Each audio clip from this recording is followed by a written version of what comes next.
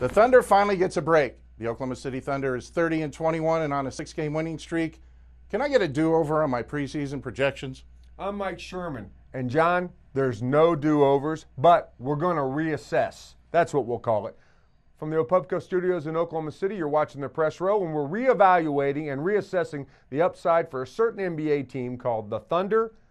John, the Thunder goes into the break, the NBA All-Star break, with 30 victories, 6 straight wins. Here's the question I have. What is the best this team can do?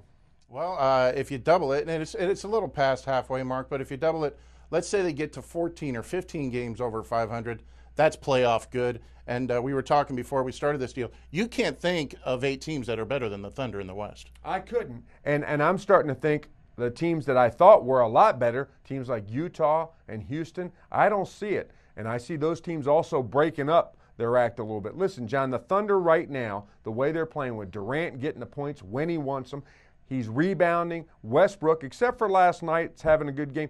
I had them for 40 wins when this whole thing started. I'm going high 40s now. I'm going with 49. Well, the Thunder has their first All-Star and Kevin Durant. By the way, I'll go with 45 wins.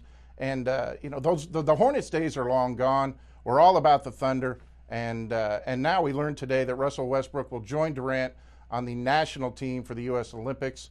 More good news just keeps coming in. Good news keeps coming. You mentioned the Hornets, so interesting to me, John. We were here.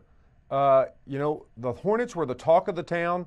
Back in 2006, they went to the All-Star break, several games over 500. I can't remember exactly how many, but guess what? They collapsed. Here's a question for you. Is there any chance there's a similar fate in store for the Thunder? Nope, they're younger and they're more healthy. I remember the Hornets were fighting injuries and those kind of things. The Thunder, nothing's getting in their way except the Thunder. They believe in themselves, Mike, right now. They're young, they're healthy. Only 2 missed starts for all their starters all season long so far. John, I'll go with you on that, and here's why. There's no Moochie Norris, no Mark Jackson, no A-Train. We cheered all those guys in Oklahoma City. I remember them when they showed up to save the Hornets. They didn't. This team is more complete, a roster that's more complete. That's all for this edition of the Press Row, but you can stay with the best coverage team anywhere, every day at News OK.